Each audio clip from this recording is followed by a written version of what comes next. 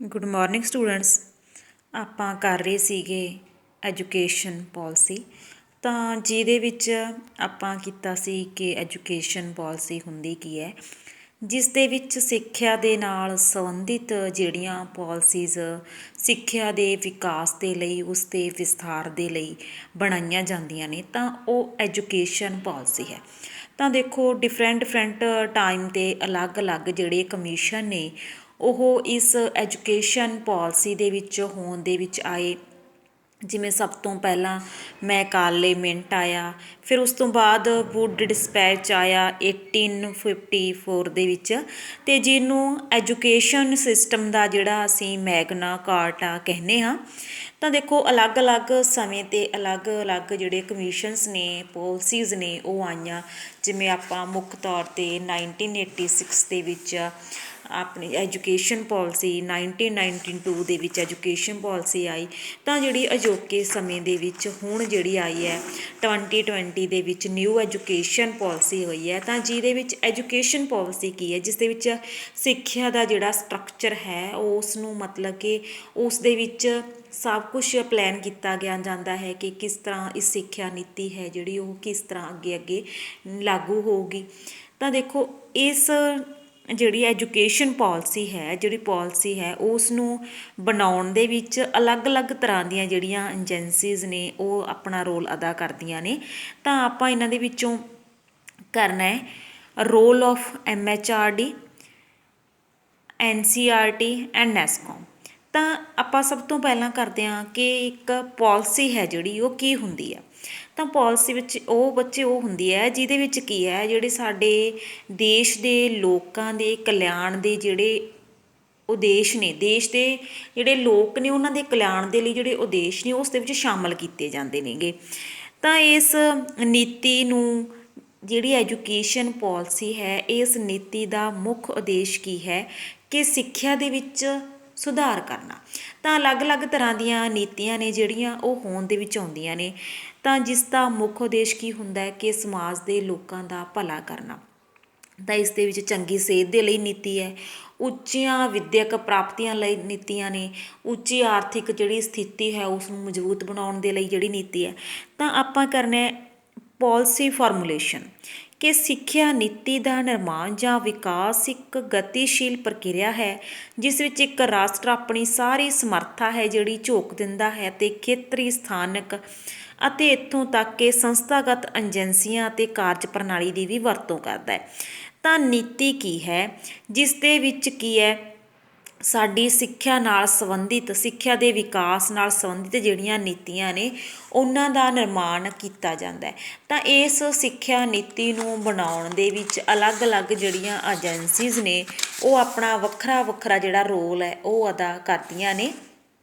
ਤਾਂ ਇਸ ਸੰਬੰਧੀ ਇੱਕ ਡੈਫੀਨੇਸ਼ਨ ਹੈ ਜਿਹੜੀ ਆਪਾਂ ਕਰਨਾ role of different agencies in policy formulation, ਕਿ ਰਾਜ ਦਾ ਮੁੱਖ ਕੰਮ ਕੀ ਹੈ, ਨੀਤੀਆਂ ਦਾ ਨਿਰਮਾਣ ਕਰਨਾ, ਨੀਤੀਆਂ ਨੂੰ ਘੜਨਾ। ਤਾਂ ਨੀਤੀ ਵੈਸਕਿਲ ਡਰੋਰ ਦੇ ਅਨੁਸਾਰ ਨੀਤੀ ਨਿਰਮਾਣ ਇੱਕ ਅਜਿਹੀ ਗੁੰਝਲਦਾਰ ਅਤੇ ਗਤੀਸ਼ੀਲ ਪ੍ਰਕਿਰਿਆ ਹੈ ਜਿਸ ਦੇ ਵੱਖ-ਵੱਖ ਭਾਗ ਇਸ ਦੀ ਨਿਰਮਾਣ ਦੇ ਵਿੱਚ ਆਪਣੀ ਭੂਮਿਕਾ ਨਿਭਾਉਂਦੇ ਨੇ। ਇਹ ਜਿਹੜੇ ਵੱਖ-ਵੱਖ ਏਜੰਸੀਜ਼ ਨੇ ਉਹ ਫਾਰਮਲ, ਇਨਫਾਰਮਲ ਹੋ ਸਕਦੀਆਂ ਨੇ। ਤਾਂ ਇਹਨਾਂ ਏਜੰਸੀ ਦੇ ਵਿੱਚ ਸਾਡੀਆਂ ਰਾਜ ਦੀਆਂ ਵਿਧਾਨ ਪਾਲਿਕਾਵਾਂ ਅਤੇ ਸਾਡਾ ਮੰਤਰੀ ਮੰਡਲ, ਸਾਡੀਆਂ ਗਵਰਨਮੈਂਟਸ, ਸਾਡੇ ਜਿਹੜੀਆਂ ਪੋਲੀਟੀਕਲ ਪਾਰਟੀਆਂ ਨੇ, ਪ੍ਰੈਸ਼ਰ ਸਮੂਹ ਨੇ, ਉਹ ਚੀਜ਼ਾਂ। ਅਤੇ ਇਸ ਤੋਂ ਇਲਾਵਾ ਸਿਵਲ ਸੇਵਾਵਾਂ ਦੇ ਅਫਸਰ, ਨਿਆਇਕ ਢਾਂਚਾ, ਬੋਰਡ ਦੇ ਕਮਿਸ਼ਨ, ਇਹ ਸਾਰੀਆਂ ਏਜੰਸੀਆਂ ਨੇ ਜਿਹੜੀਆਂ ਉਹ ਨੀਤੀ ਨਿਰਮਾਣ ਦੇ ਵਿੱਚ ਆਪਣਾ ਰੋਲ ਨੇ ਜਿਹੜਾ ਉਹ ਅਦਾ ਕਰਦੀਆਂ ਨੇ। ਤਾਂ ਸਾਡਾ ਜਿਹੜਾ ਸਿਸਟਮ ਹੈ ਉਹ ਡੈਮੋਕ੍ਰੇਸੀ ਹੈ। ਤਾਂ ਡੈਮੋਕ੍ਰੇਸੀ ਸਿਸਟਮ ਦੇ ਵਿੱਚ ਜਿਹੜੀਆਂ ਸਿੱਖਿਆ ਨਾਲ ਸੰਬੰਧਿਤ ਨੀਤੀਆਂ ਨੇ ਤਾਂ ਉਹਨਾਂ ਦੇ ਵਿੱਚ ਅਜਿਹੀਆਂ ਨੀਤੀਆਂ ਜਿਹੜੀਆਂ ਬਣਾਈਆਂ ਜਾਂਦੀਆਂ ਨੇ ਜੋ ਇੱਕ ਸਿੱਖਿਆ ਦਾ ਵਧੀਆ ਵਿਸਥਾਰ ਅਤੇ ਜਿਹੜਾ ਵਿਕਾਸ ਹੈ ਉਹ ਕਰ ਸਕਦੀਆਂ ਨੇ। ਤਾਂ ਇਸ ਤਰ੍ਹਾਂ ਇਹ ਸਿੱਖਿਆ ਨੀਤੀ ਇਹਨਾਂ ਨੇ 1986 ਦੀ ਜਿਹੜੀ ਗੱਲ ਹੈ ਉਹ ਕੀਤੀ ਹੈ ਕਿ ਇਸ ਦੇ ਵਿੱਚ ਜਿਹੜੀ ਨਿਊ ਐਜੂਕੇਸ਼ਨ ਪੋਲਿਸੀ ਹੈ ਉਸ ਦਾ ਨਿਰਮਾਣ ਕੀਤਾ ਗਿਆ। ਤਾਂ ਇਸ ਸਿੱਖਿਆ ਨੀਤੀ ਦੇ ਸੰਦਰਭ ਵਿੱਚ ਨੀਤੀ ਦਾ ਮੁੱਢਲਾ ਜਿਹੜਾ ਖਾੜਾ ਹੈ ਫਰੇਮਵਰਕ ਹੈ ਉਹ ਪ੍ਰਸ਼ਾਸਨਿਕ ਅਧਿਕਾਰੀਆਂ ਨੇ ਉਲੀਕਿਆ ਅਤੇ ਇਸ ਨੂੰ MHRD ਦੇ ਅੰਡਰ ਹੈ ਜਿਹੜਾ ਉਹ ਰੱਖਿਆ ਗਿਆ। ਤਾਂ ਇਸ ਦੇ ਵਿੱਚ ਮੰਤਰੀ ਮੰਡਲ ਦੀ ਵਿਚਾਰ ਚਰਚਾ ਦੇ ਲਈ ਭੇਜਿਆ ਗਿਆ ਅਤੇ ਅੰਤਿਮ ਰੂਪ ਦੇ ਵਿੱਚ ਵਿਧਾਨ ਪਾਲਿਕਾ ਦੀ ਜਿਹੜੀ ਸਹਿਮਤੀ ਹੈ ਉਹ ਲਈ ਗਈ ਅਤੇ ਇਸ ਤੋਂ ਬਾਅਦ ਹੀ ਜਿਹੜੀ ਇਹ ਨੀਤੀ ਹੈ ਉਹ ਲਾਗੂ ਹੋਈ। ਤਾਂ ਇਸ ਤਰ੍ਹਾਂ ਆਪਾਂ ਸਭ ਤੋਂ ਪਹਿਲਾਂ ਕਰਨਾ ਹੈ ਕਿ role of MHRD in policy formulation. ਤਾਂ ਜਿਹੜੀ ਇਹ MHRD ਹੈ ਇਸ ਦੀ ਫੁੱਲ ਫਾਰਮ ਹੈ ministry of human resource development. ਤਾਂ ਇਸ ਏਜੰਸੀ ਹੈ MHRD ਦੀ ਜਿਹੜੀ ਸਥਾਪਨਾ ਹੈ ਉਹ 1985 ਦੇ ਵਿੱਚ ਹੋਈ ਸੀ। ਤਾਂ ਜਿਹੜੇ ਇਸ MHRD ਦੇ ਜਿਹੜੇ ਮੌਜੂਦਾ ਜਿਹੜੇ ਮਿਨਿਸਟਰ ਨੇ ਉਹ ਹੈਗੇ ਨੇ ਰਮੇਸ਼ ਪੋਖਰਿਆਲ ਨਿਸ਼ਾਂਕ। ਤਾਂ ਇਸ ਜਿਹੜੀ ਇਹ MHRD ਸੰਸਥਾ ਹੈ ਇਸ ਨੇ ਮੌਜੂਦਾ ਸਮੇਂ ਦੇ ਵਿੱਚ ਇਹ ਮੰਤਰਾਲਾ 2 ਹਿੱਸਿਆਂ ਦੇ ਵਿੱਚ ਵੰਡਿਆ ਹੋਇਆ ਹੈ। ਫਸਟ ਤਾਂ ਹੈ department of school education literacy. ਇਸ ਦੇ ਵਿੱਚ ਕੀ ਹੈ ਕਿ ਇਹ ਹੈ ਜਿਹੜਾ ਉਹ ਸਕੂਲਾਂ ਦੇ ਵਿੱਚ ਐਜੂਕੇਸ਼ਨ ਦੇ ਨਾਲ ਬਾਲਗ ਸਿੱਖਿਆ ਅਤੇ ਸਾਖਰਤਾ ਨਾਲ ਸੰਬੰਧਿਤ ਹੈ। ਅਤੇ ਨੈਕਸਟ ਹੈ ਡਿਪਾਰਟਮੈਂਟ ਆਫ ਹਾਇਰ ਐਜੂਕੇਸ਼ਨ ਅਤੇ ਇਸ ਦਾ ਮੁੱਖ ਉਦੇਸ਼ ਕੀ ਹੈ ਹਾਇਰ ਐਜੂਕੇਸ਼ਨ ਉੱਚ ਸਿੱਖਿਆ ਦਾ ਜਿਹੜਾ ਵਿਸਥਾਰ ਹੈ ਉਹ ਕਰਨਾ। ਤਾਂ ਇਹ ਵਿਸ਼ਵ ਵਿਦਿਆਲਿਆਂ ਯੂਨੀਵਰਸਿਟੀਆਂ ਤਕਨੀਕੀ ਸਿੱਖਿਆ ਅਤੇ ਵਜ਼ੀਫੇ ਆਦਿ ਦੇ ਕੰਮ ਨੂੰ ਦੇਖਦਾ ਹੈ। ਭਾਰਤ ਦਾ ਅਮਰੀਕਾ ਐਂਡ ਚੀਨ ਤੋਂ ਬਾਅਦ ਜਿਹੜਾ ਹਾਇਰ ਐਜੂਕੇਸ਼ਨ ਦੇ ਵਿੱਚ ਸਥਾਨ ਆਉਂਦਾ ਉਹ ਤੀਜਾ ਸਥਾਨ ਹੈ। ਤਾਂ ਇਸ ਮੰਤਰਾਲੇ ਦੀ ਜਿਹੜੀ ਅਗਵਾਈ ਕੈਬਨਿਟ ਦਰਜੇ ਦਾ ਵਿਅਕਤੀ ਕਰਦਾ ਹੈ ਜੋ ਕਿ ਮੰਤਰੀ ਪਰਿਸ਼ਦ ਦਾ ਮੈਂਬਰ ਹੁੰਦਾ ਹੈ। ਤਾਂ ਇਸ ਸੰਸਥਾ ਦਾ ਉਦੇਸ਼ ਕੀ ਹੁੰਦਾ ਹੈ ਕਿ ਸਿੱਖਿਆ ਹਾਇਰ ਐਜੂਕੇਸ਼ਨ ਦੀ ਜਿਹੜੀ ਸਿੱਖਿਆ ਹੈ ਉਸ ਨੂੰ ਉਤਸ਼ਾਹਿਤ ਕਰਨਾ ਅਤੇ ਸਮੇਂ 'ਤੇ ਜਿਹੜੀਆਂ ਗ੍ਰਾਂਟਸ ਵਗੈਰਾ ਨੇ ਉਹਨਾਂ ਦਾ ਪ੍ਰਬੰਧ ਕਰਨਾ।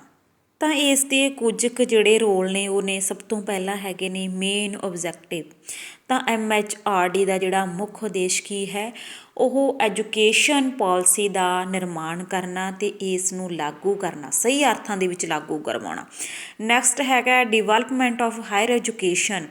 ਇਸ MHRD ਹੈ ਜਿਹੜੀ ਉਹ ਭਾਰਤ ਦੇ ਵਿੱਚ ਉੱਚ ਜਿਹੜੀ ਸਿੱਖਿਆ ਹੈ ਉਸ ਨੂੰ ਉਤਸ਼ਾਹਿਤ ਕਰਦੀ ਹੈ ਅਤੇ ਅੰਤਰਰਾਸ਼ਟਰੀ ਪੱਧਰ ਦੇ ਉੱਤੇ ਸਿੱਖਿਆ ਦੇ ਖੇਤਰ ਦਾ ਵਿਕਾਸ ਕਰਦੀ ਹੈ। ਅਤੇ ਇਸ ਤੋਂ ਇਲਾਵਾ ਸਮੇਂ 'ਤੇ ਜਿਹੜੀਆਂ ਉੱਚ ਵਿੱਦਿਆ ਦੇ ਨਾਲ ਸੰਬੰਧਿਤ ਸੰਸਥਾਵਾਂ ਨੇ ਉਹਨਾਂ ਦੇ ਲਈ ਗ੍ਰਾਂਟਸ ਵਗੈਰਾ ਜਿਹੜੀ ਪ੍ਰੋਵਾਈਡ ਹੈ ਇਹ MHRD ਕਰਵਾਉਂਦੀ ਹੈ। ਨੈਕਸਟ ਹੈਗਾ ਨੀਤੀ ਨਿਰਮਾਣ ਦੀ ਪਹਿਲ ਕਦਮੀ। ਤਾਂ ਜੋ ਵਿਕਾਸ ਯੋਜਨਾ ਅਤੇ ਸਿੱਖਿਆ ਦੇ ਇਹ ਜਿਹੜੀ ਨੀਤੀ ਹੈ ਉਸ ਦੇ ਅੰਦਰ ਸਿੱਖਿਆ ਨੀਤੀ ਦੀ ਜਿਹੜੀ ਯੋਜਨਾ ਹੈ ਉਸ ਦਾ ਪ੍ਰਸ਼ਾਸਨ ਦਾ ਕੰਮ ਕੇਂਦਰੀ ਸਰਕਾਰ ਦੀਆਂ ਨੀਤੀਆਂ ਸੰਬੰਧੀ ਪਹਿਲ ਕਦਮੀ ਯੋਜਨਾ ਦੇ ਅੰਤਰਗਤ ਨਿਰਧਾਰਿਤ ਕੀਤੀਆਂ ਜਿਹੜੀਆਂ ਪ੍ਰਮੁੱਖਤਾਵਾਂ ਦੇ ਅੰਗਾਰੇ ਵਜੋਂ ਹੈ।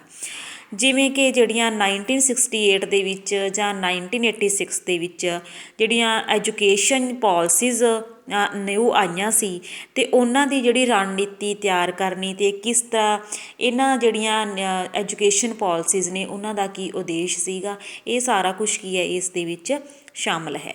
ਅਤੇ ਨੈਕਸਟ ਹੈਗਾ ਕੇਂਦਰੀ ਕਾਰਜਪਾਲਿਕਾ ਦਾ ਯੋਗਦਾਨ।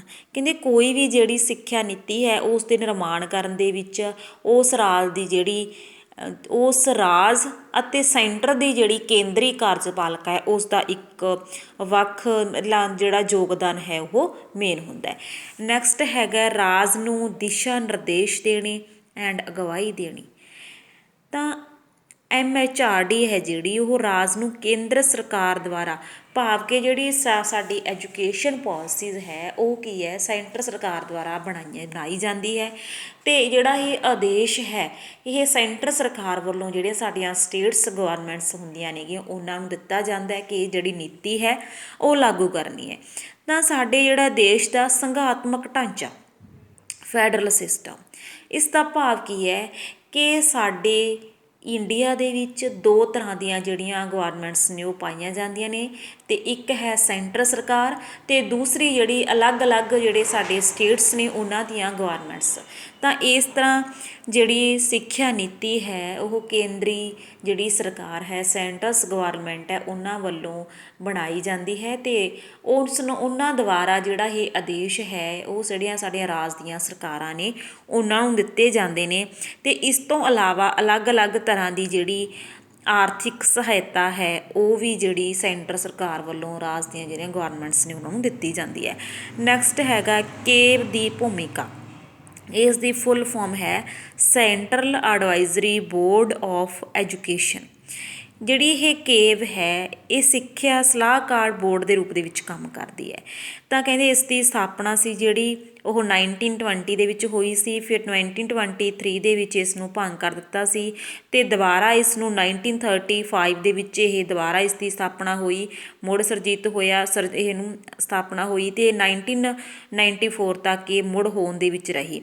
ਤਾਂ ਇਸ ਦਾ ਜਿਹੜਾ ਮੁੱਖ ਕੰਮ ਹੈ ਉਹ ਕੀ ਹੈ, ਸਿੱਖਿਆ ਦੇ ਖੇਤਰ ਦੇ ਵਿੱਚ MHRD ਨੂੰ ਸੁਝਾਅ ਦੇਣੇ। ਤਾਂ MHRD ਦੇ ਕਾਰਜਵਾਹਕ ਹੁਕਮ ਦੇ ਅਨੁਸਾਰ ਇਸ ਦੀ 2004 ਦੇ ਵਿੱਚ ਦੁਬਾਰਾ ਫਿਰ ਪੁਨਰ ਨਿਰਮਾਣ ਹੋਇਆ। ਤਾਂ ਇਸ ਤਰ੍ਹਾਂ MHRD ਜਾਂ ਜਿਹੜਾ ਮੰਤਰੀ ਹੈ ਇਸ ਦੇ ਚੇਅਰਮੈਨ ਦੇ ਤੌਰ 'ਤੇ ਕੰਮ ਕਰਦੇ ਨੇ। ਇਸ ਤੋਂ ਇਲਾਵਾ ਇਸ ਦੇ ਵਿੱਚ ਹੋਰ ਵੀ ਬਹੁਤ ਸਾਰੇ ਮੈਂਬਰ ਹੁੰਦੇ ਨੇ ਜੋ ਕਿ ਇਸ ਸੰਸਥਾ ਦੇ ਵਿੱਚ ਆਪਣਾ ਜਿਹੜਾ ਮਹੱਤਵਪੂਰਨ ਭੂਮਿਕਾ ਹੈ ਉਹ ਨਿਭਾਉਂਦੇ ਨੇ। ਇਸ ਤਰ੍ਹਾਂ ਜੋ ਵੀ ਉਦਾਹਰਨ ਦੇ ਤੌਰ 'ਤੇ 1968 ਜਾਂ 86 ਦੇ ਵਿੱਚ ਜਿਹੜੀਆਂ ਇਹ ਨੀਤੀਆਂ ਆਈਆਂ ਅਤੇ ਉਹਨਾਂ ਦੇ ਵਿੱਚ ਇਹ ਕੇਵ ਦੀ ਜਿਹੜੀ ਭੂਮਿਕਾ ਹੈ ਉਹ ਰਹੀ ਹੈ। ਤਾਂ ਕੇਵ ਹੈ ਜਿਹੜੀ ਇਹ ਸੰਸਥਾ ਹੈ ਇੱਕ ਸਲਾਹਕਾਰੀ ਬੋਰਡ ਦੇ ਰੂਪ ਦੇ ਵਿੱਚ ਕੰਮ ਕਰਦੀ ਹੈ ਅਤੇ ਸਿੱਖਿਆ ਦੇ ਵਿੱਚ ਕਿਹੋ ਜਿਹੇ ਸੁਧਾਰ ਚਾਹੀਦੇ ਨੇ ਅਤੇ ਇਹਨਾਂ ਸੁਧਾਰਾਂ ਦੇ ਲਈ ਕਿਹੋ ਜਿਹੀ ਸਿੱਖਿਆ ਨੀਤੀ ਦਾ ਨਿਰਮਾਣ ਕੀਤਾ ਜਾਵੇ ਅਤੇ ਲਾਗੂ ਕੀਤਾ ਜਾਵੇ। ਤਾਂ ਇਹ ਸਾਰਾ ਕੁਛ ਕੀ ਹੈ ਕੇਵ ਦੇ ਅੰਡਰ ਆਉਂਦਾ ਹੈ। ਤਾਂ ਇਸ ਤਰ੍ਹਾਂ ਮੌਜੂਦਾ ਸਮੇਂ ਵਿੱਚ ਦੇਸ਼ ਵਿੱਚ ਹੋ ਰਹੀ ਸਮਾਜਿਕ, ਆਰਥਿਕ ਅਤੇ ਸੱਭਿਆਚਾਰਕ ਵਿਕਾਸ ਨਵੀਂ ਸਿੱਖਿਆ ਨੀਤੀ ਦੀ ਸਮੀਖਿਆ ਦੇ ਸੰਦਰਭ ਦੇ ਵਿੱਚ ਇਸਦਾ ਇੱਕ ਮਹੱਤਵਪੂਰਨ ਰੋਲ ਹੈ। ਤਾਂ ਇਸ ਤਰ੍ਹਾਂ ਜਿਹੜੀ ਇਹ ਇੱਕ ਮਹੱਤਵਪੂਰਨ ਗੱਲ ਹੈ, ਕੇਂਦਰ ਰਾਜ ਸਰਕਾਰ ਸਿੱਖਿਆ ਸ਼ਾਸਤਰੀ ਵੱਖ-ਵੱਖ ਹਿੱਤਾਂ ਦੀ ਪ੍ਰਤੀਨਿਧਤਾ ਕਰਦੀ ਹੈ ਅਤੇ ਸਿੱਖਿਆ ਦੇ ਖੇਤਰ ਦੇ ਵਿੱਚ ਇੱਕ ਸਲਾਹਕਾਰੀ ਦੇ ਤੌਰ ਦੇ ਰੂਪ ਦੇ ਵਿੱਚ ਇਹ ਸੰਸਥਾ ਕੰਮ ਕਰਦੀ ਹੈ। ਤਾਂ ਕੇਵ ਦੇ ਮੁੜ ਪ੍ਰਭਾਸ਼ਿਤ ਕੰਮ ਨੇ ਜਿਹੜੇ ਉਹ ਨੇ ਕੈਬ ਦੇ ਮੁੜ ਪ੍ਰਭਾਸ਼ਿਤ ਕੰਮ ਨੇ ਸਮੇਂ-ਸਮੇਂ ਤੇ ਸਿੱਖਿਆ ਨੀਤੀ ਨੂੰ ਦੇਖਣਾ ਕਿ ਇਹ ਸਿੱਖਿਆ ਨੀਤੀ ਕੀ ਹੈ, ਇਸ ਦੇ ਵਿੱਚ ਕੀ ਸੁਧਾਰ ਹੋਣੇ ਚਾਹੀਦੇ ਹਨ, ਕੀ ਕਮੀਆਂ ਹਨ। ਜਿਸ ਢੰਗ ਅਤੇ ਹੱਦ ਤੱਕ ਕੇਂਦਰ, ਰਾਜ ਅਤੇ ਹੋਰ ਸੰਬੰਧਿਤ ਸੰਸਥਾਵਾਂ ਦੁਆਰਾ ਸਿੱਖਿਆ ਨੀਤੀ ਨੂੰ ਲਾਗੂ ਕੀਤਾ ਜਾਂਦਾ ਹੈ ਉਹਨਾਂ ਸਾਰਿਆਂ ਬਾਰੇ ਜਾਣਕਾਰੀ ਰੱਖਣੀ ਅਤੇ ਉਚਿਤ ਸਲਾਹ ਦੇਣੀ। ਰਾਜ ਅਤੇ ਕੇਂਦਰ ਦੇ ਹੋਰ ਸੰਸਥਾਵਾਂ ਅਤੇ ਏਜੰਸੀਆਂ ਨੂੰ ਸਿੱਖਿਆ ਨੀਤੀ ਦੇ ਸੰਬੰਧਿਤ ਜਿਹੜੀ ਮਤਲਬ ਉਸ ਦੀਆਂ ਨੀਤੀਆਂ ਦੇ ਵਿੱਚ ਕੀ ਕਮੀਆਂ ਨੇ, ਉਹਨਾਂ ਨੀਤੀਆਂ ਦੇ ਵਿੱਚ ਕੀ ਸੁਧਾਰ ਕੀਤਾ ਜਾਣਾ ਚਾਹੀਦਾ, ਇਹ ਸਾਰਾ ਕੰਮ ਕੀ ਹੈ ਕੈਬ ਦਾ ਹੈ। ਅਤੇ ਸਿੱਖਿਆ ਸੰਬੰਧੀ ਪੈਦਾ ਹੋਏ ਕਿਸੇ ਵੀ ਪ੍ਰਸ਼ਨ ਲਈ ਕੇਂਦਰ ਅਤੇ ਰਾਜ ਸਰਕਾਰਾਂ ਜਾਂ ਕੇਂਦਰੀ ਸ਼ਾਸਕ ਪ੍ਰਬੰਧਕਾਂ ਨੂੰ ਆਪਣੇ ਆਪ ਨੂੰ ਸੁਝਾਅ ਦੇਣਾ। ਤਾਂ ਇਸ ਤਰ੍ਹਾਂ ਇੱਕ ਜਿਹੜੀ ਸਲਾਹਕਾਰ ਸੰਸਥਾ ਦੇ ਅਨੁਸਾਰ ਦੇ ਉੱਤੇ ਕੰਮ ਕਰਦੀ ਹੈ ਅਤੇ ਸਮੇਂ-ਸਮੇਂ 'ਤੇ ਇਹ ਇਹਨਾਂ ਏਜੰਸੀਜ਼ ਨੂੰ ਜਿਹੜੀਆਂ ਉੱਚ ਹਾਇਰ ਐਜੂਕੇਸ਼ਨ ਜਾਂ ਸਿੱਖਿਆ ਦੇ ਖੇਤਰ ਦੇ ਵਿੱਚ ਕੰਮ ਕਰਦੀਆਂ ਨੇ ਉਹਨਾਂ ਨੂੰ ਇੱਕ ਸਲਾਹਕਾਰ ਦੇ ਤੌਰ 'ਤੇ ਸਲਾਹ ਦਿੰਦੀ ਹੈ। ਤਾਂ ਇਸ ਲਈ ਮਾਨਵ ਸੰਸਥਾਨ ਮੰਤਰਾਲਾ ਸਿੱਖਿਆ ਦੇ ਵਿਭਿੰਨ ਪੱਧਰ ਅਤੇ ਖੇਤਰਾਂ ਨੂੰ ਸਲਾਹਕਾਰ ਸੰਸਥਾਵਾਂ ਅਤੇ ਕੌਮੀ ਪੱਧਰ ਦੀਆਂ ਸੰਸਥਾਵਾਂ ਵਿਚਕਾਰ ਸਥਾਪਿਤ ਸਿਧਾਂਤਕ ਸੰਰਚਨਾਤਮਕ ਕਿਰਿਆਤਮਕ ਕੜੀ ਨਾਲ ਜੋੜਦਾ ਹੈ। ਕਿਸੇ ਵੀ ਸਿੱਖਿਆ ਨੀਤੀ ਦਾ ਆਰੰਭ ਅਤੇ ਅੰਤ ਇਸ ਮੰਤਰਾਲੇ ਵੱਲੋਂ ਕੀਤਾ ਜਾਂਦਾ ਹੈ। ਭਾਵ ਅਸਲ ਦੇ ਵਿੱਚ ਕਿਹੋ ਜਿਹੀਆਂ ਸਿੱਖਿਆ ਨੀਤੀਆਂ ਦਾ ਨਿਰਮਾਣ ਕਰਨਾ ਹੈ, ਉਹਨਾਂ ਨੀਤੀਆਂ ਦੇ ਵਿੱਚ ਕਿਹੋ ਜਿਹਾ ਸੁਧਾਰ ਕਰਨਾ ਹੈ, ਇਹ ਸਾਰਾ ਕੁਛ ਕੀ ਹੈ ਕੈਬ ਦੇ ਅੰਡਰ ਆਉਂਦਾ। ਤਾਂ ਇਹ ਸੀਗੀ MHRD ਦਾ ਇੱਕ ਐਜੂਕੇਸ਼ਨ ਪਾਲਿਸੀ ਦੇ ਵਿੱਚ ਕੀ ਰੋਲ ਹੈ। Thank you.